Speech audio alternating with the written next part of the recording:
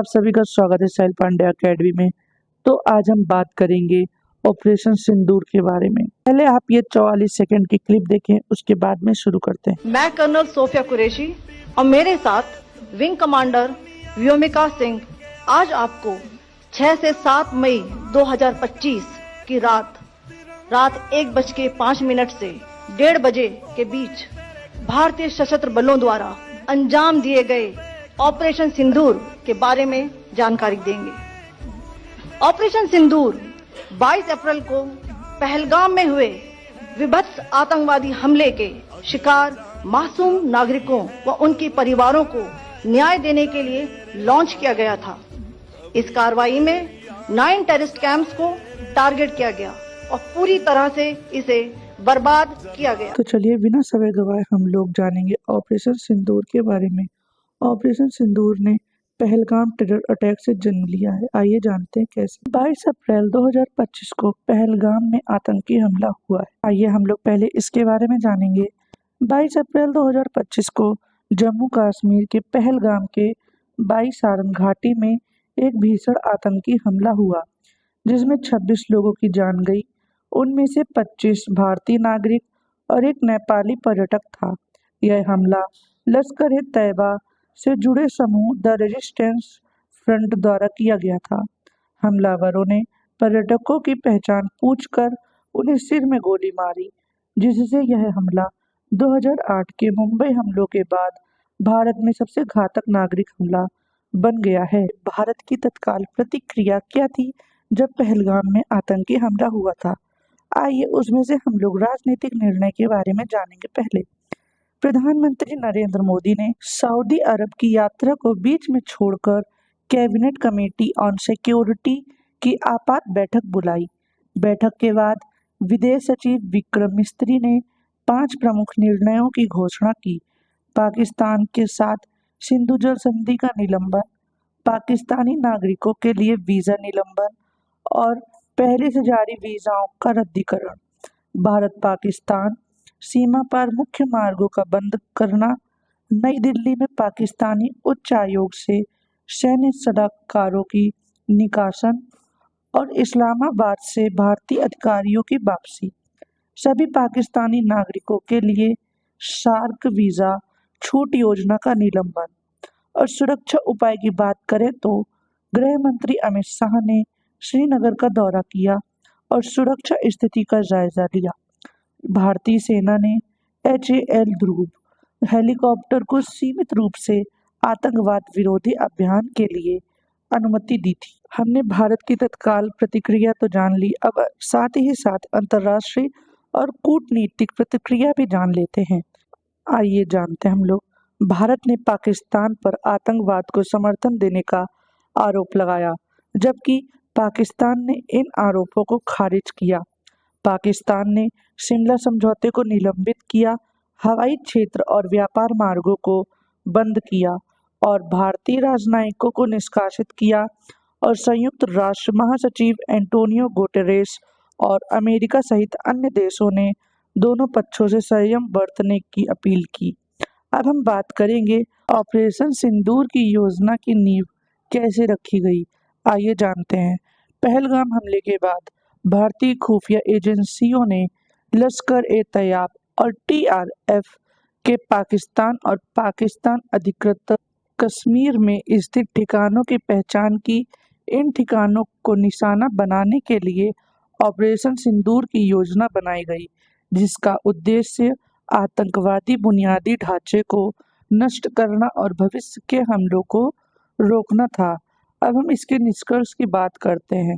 पहलगाम हमला न केवल एक मानवीय त्रासदी थी, बल्कि यह भारत की राष्ट्रीय सुरक्षा और क्षेत्रीय स्थिरता के लिए एक गंभीर चुनौती भी थी। इस हमले ने भारत को ऑपरेशन सिंदूर जैसे निर्णायक कदम उठाने के लिए प्रेरित किया, जिससे आतंकवाद के खिलाफ उसकी प्रतिबद्धता स्पष्ट हुई है। अब हम बात करेंगे ऑपरेशन सिंदूर की योजना में रणनीतिक तैयारियों के बारे में। 22 अप्रैल 2025 को पहलगाम में हुए आतंकी हमले के बाद, जिसमें 26 निर्दोष नागरिकों की जान गई, भारत सरकार ने आतंकवाद के खिलाफ निर्णायक कार्रवाई का निर्णय लिया। इस हमले की जिम्मेदारी द रेजिस्टेंस फ्रंट ने ली, जो लश्कर-ए तैयबा से जुड़ा संगठन है। भारतीय खुफिया एजेंसियों ने पुष्टि की हमलावर पाकिस्तान से आए थे और हमले की योजना पाकिस्तान अधिकृत कश्मीर में बनाई गई। इस जानकारी के आधार पर भारत ने ऑपरेशन सिंदूर की योजना बनाई, जिसका उद्देश्य पाकिस्तान और पीओके में स्थित आतंकवादी ठिकानों को निशाना बनाना था। इस ऑपरेशन की योजना में 3 सेनाओं यानी थल सेना, वायुसेना और नौसेना की संयुक्त भागीदारी सुनिश्चित की गई। प्रधानमंत्री नरेंद्र मोदी ने इस ऑपरेशन की निगरानी की और इसे न्याय का प्रतिशोध बताया। अब हम बात करेंगे लक्षित स्थलों के बारे में। 9 आतंकी ठिकानों का चयन, आइए जानते हैं। ऑपरेशन सिंदूर के तहत 9 प्रमुख आतंकवादी ठिकानों को निशाना बनाया गया, जो जैश-ए मोहम्मद, लश्कर-ए-तैयबा और हिजबुल मुजाहिदीन जैसे संगठनों से जुड़े थे। इन ठिकानों का चयन गहन खुफिया जानकारी के आधार पर किया गया था, ताकि आतंकवादी गतिविधियों की रीढ़ को तोड़ा जा सके। लक्षित स्थानों की सूची की बात करें तो उनमें मारकाज सुबहान अल्लाह जो बहावल में स्थित है, मारकाज तैयब जो मुर्दके में स्थित है, सैदान बिलाल कैंप जो मुजफ्फराबाद में स्थित है, तेहरा कलां जो सियालकोट में स्थित है, कोटली पीओके में स्थित है, बिम्बर पीओके में स्थित है, मंडी पीओके में स्थित है, चकोथी पीओके में स्थित है, हजीरा पीओके में स्थित है।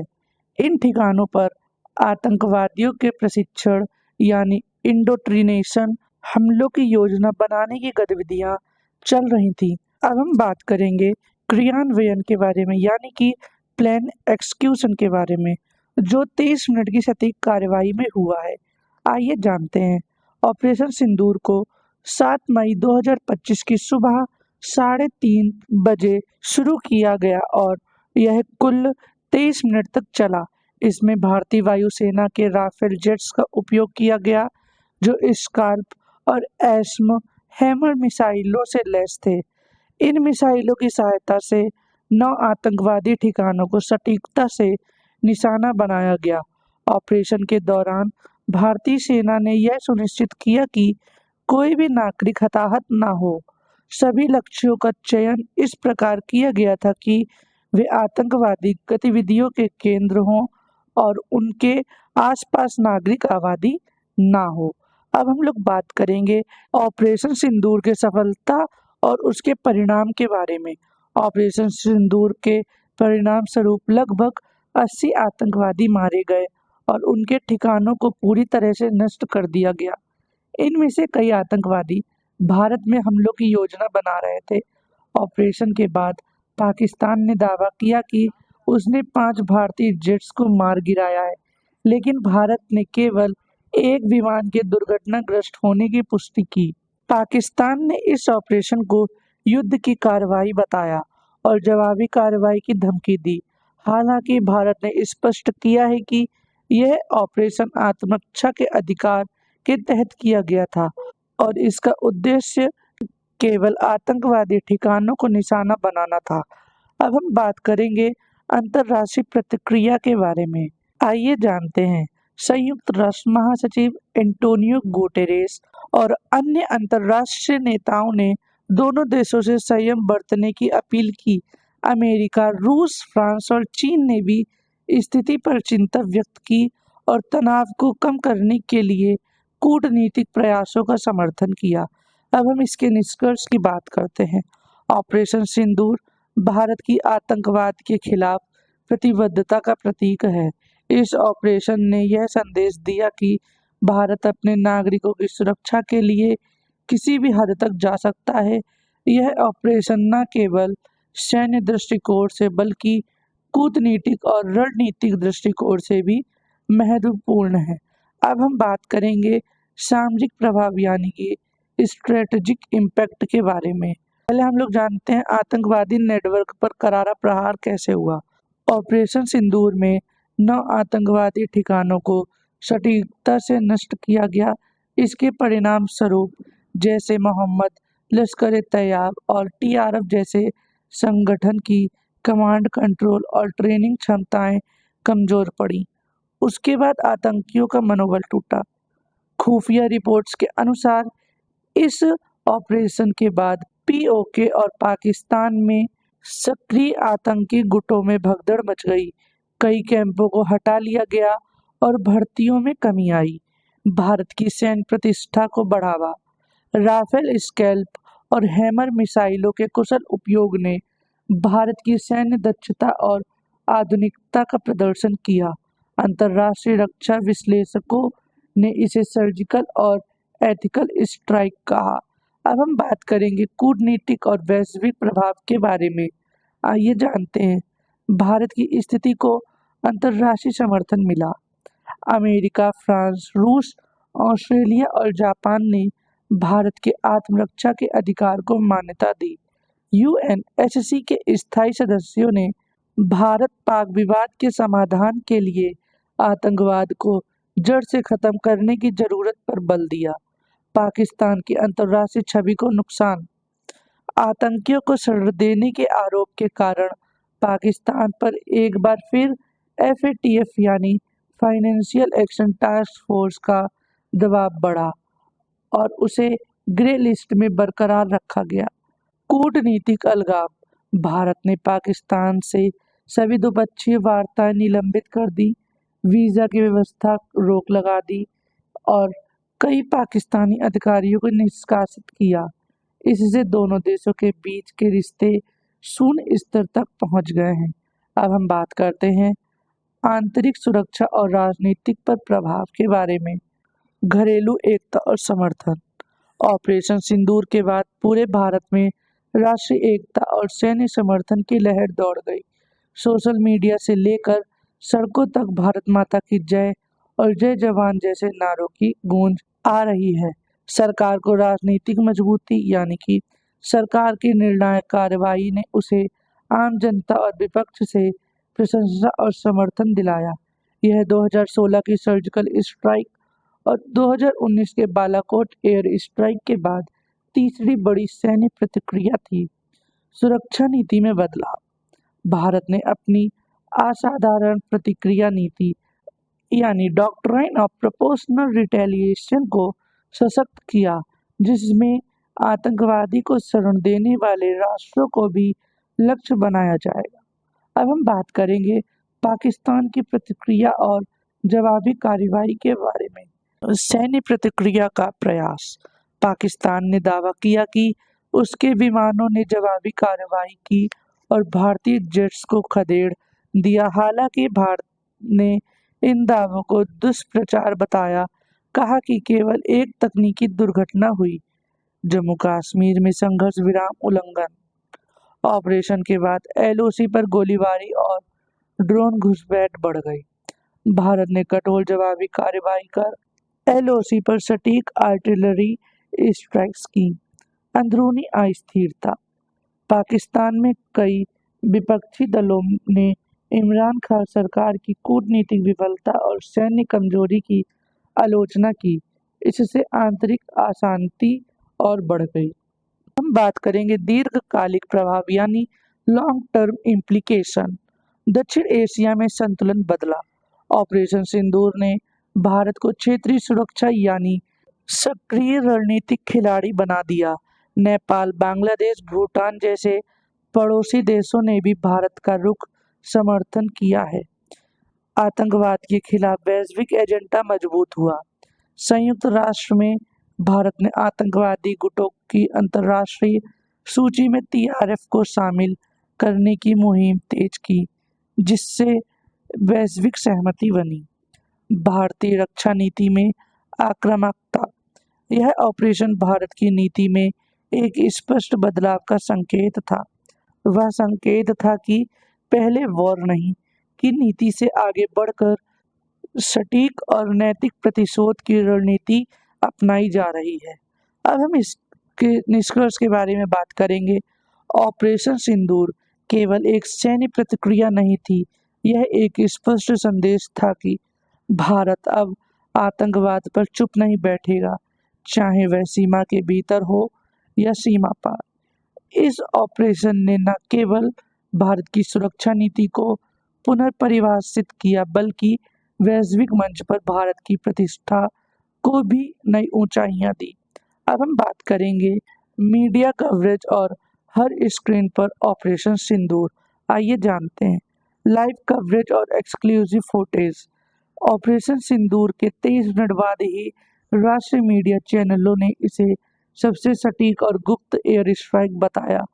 भारत के प्रमुख न्यूज चैनल एनडीटीवी, आज तक, जी न्यूज, रिपब्लिक टीवी ने लगातार कवरेज दी और रक्षा विशेषज्ञों को पैनल में बुलाकर ऑपरेशन के तकनीकी पहलुओं को समझाया। विश्लेषण और ग्राफिक्स की बात करें तो ऑपरेशन के नक्शे, टारगेट लोकेशन, राफेल जेट्स की क्षमताएं और मिसाइल प्रोफाइल जैसे इंफोग्राफिक्स मीडिया पर वायरल हुए। इससे आम जनता को घटनाक्रम की स्पष्ट समझ मिली। अब हम डिजिटल मीडिया की भूमिका की बात करें तो यूट्यूब, ट्विटर, इंस्टाग्राम और फेसबुक पर हैशटैग ऑपरेशन सिंदूर, पहलगाम जस्टिस, नो मोर टेरर जैसे हैशटैग ट्रेंड करने लगे। रील्स, शॉर्ट्स और मीम्स ने इसे जन संवाद का विषय बना दिया। अब हम बात करते हैं जन भावना राष्ट्रवाद की लहर के बारे में। सबसे पहले बात करेंगे सार्वजनिक समर्थन के बारे में। ऑपरेशन सिंदूर के बाद पूरे भारत में देशभक्ति की लहर दौड़ गई। स्कूल, कॉलेजों, आईटी पार्क और गांव तक में लोगों ने मोमबत्ती मार्च निकाले और जवानों को श्रद्धांजलि दी। शहीदों को श्रद्धांजलि। पहलगाम हमले में मारे गए नागरिकों के लिए कई शहरों में श्रद्धांजलि सभाएं हुई। दिल्ली, मुंबई, भोपाल और लखनऊ में लाखों लोगों ने एक स्वर में आतंकवाद के खिलाफ आवाज उठाई। राजनीतिक समर्थन के बारे में बात करें तो इस बार सत्ताधारी और विपक्षी दलों दोनों ने एकजुट होकर भारतीय सेना के पराक्रम को सलाम किया। संसद में प्रस्ताव पास कर सेना को बधाई दी गई। अब हम बात करते हैं सोशल मीडिया और जनसंवाद के बारे में। वीरता की वीडियो वायरल हो रही है। भारतीय वायुसेना के राफेल पायलटों के वीडियो, जिन्हें सुरक्षित लौटते देखा गया। सैनिकों के संदेश और फौज की रणनीति जैसे जुड़े एनिमेटेड क्लिप्स वायरल हुए। अब हम बात करते हैं जनता का डिजिटल समर्थन के बारे में। लाखों लोगों ने प्रोफाइल फोटो में तिरंगा लगाया, देशभक्ति के गीतों की रील्स बनाई और फौज के समर्थन में स्टोरी पोस्ट की। अब हम बात करेंगे रचनात्मक अभिव्यक्तियों के बारे में। पहले ये जानेंगे रचनात्मक अभिव्यक्ति कौन लोग होते हैं। इनमें कवि, शायर, गीतकार और चित्रकार आते हैं। तो चलिए जानते हैं। कविताएं, शायरी, गीत और चित्रों के माध्यम से लोगों ने अपने मन की बात रखी। उदाहरण में जैसे कि जिसने माँ के आंचल पर छींटे डाले थे खून के, अब वो देखें कैसे सिंदूर बनकर बरसता है। प्रतिशोध, यह सब सोशल मीडिया पर वायरल हो रहा है। अब हम बात करेंगे सांस्कृतिक और फिल्मी प्रतिक्रिया के बारे में। बॉलीवुड की आवाज में कई नामी सितारों जैसे अक्षय कुमार, अनुपम खेर, कंगना रनावत, अजय देवगन ने भारतीय सेना को सलाम करते हुए ट्वीट किए और देशभक्ति की भावना को प्रकट किया। और अब हम बात करेंगे फिल्मों की घोषणाओं के बारे में। कई प्रोडक्शन हाउस ने ऑपरेशन सिंदूर पर आधारित वेब सीरीज और फिल्म की घोषणा की। एक प्रमुख ओटीटी प्लेटफॉर्म ने डॉक्यूमेंट्री बनाने के संकेत दिए। अब हम बात करेंगे प्रवासी भारतीयों की प्रतिक्रिया के बारे में। विश्व भर में भारत का समर्थन। न्यूयॉर्क, लंदन, टोरंटो, दुबई जैसे शहरों में प्रवासी भारतीयों ने रैलियां निकाली और पाकिस्तान के खिलाफ सख्त रुख अपनाने की मांग की। विश्व मंच पर भारत की छवि उजागर। ऑपरेशन सिंदूर के बाद भारत को रिस्पॉन्सिबल ग्लोबल पावर के रूप में देखा गया, जो केवल रक्षात्मक नहीं बल्कि निर्णायक भी है। अब हम इसके निष्कर्ष की बात करते हैं। ऑपरेशन सिंदूर केवल एक सैन्य अभियान नहीं रहा, यह एक जन आंदोलन और एक भावनात्मक उभार और एक राष्ट्रीय चेतना का पुनर्जागरण बन गया है। यह साबित हुआ कि भारत की जनता न केवल अपनी सेना के पीछे खड़ी है, बल्कि आतंकवाद के विरुद्ध लड़ाई में भावनात्मक, नैतिक और वैचारिक रूप से शामिल भी है। इसी के साथ आज का हमारा ऑपरेशन सिंदूर का टॉपिक खत्म होता है। वीडियो को लाइक करें, शेयर करें और सब्सक्राइब करना बिल्कुल ना भूलें। हम कल फिर मिलेंगे अपने ट्रेंडिंग टॉपिक के साथ।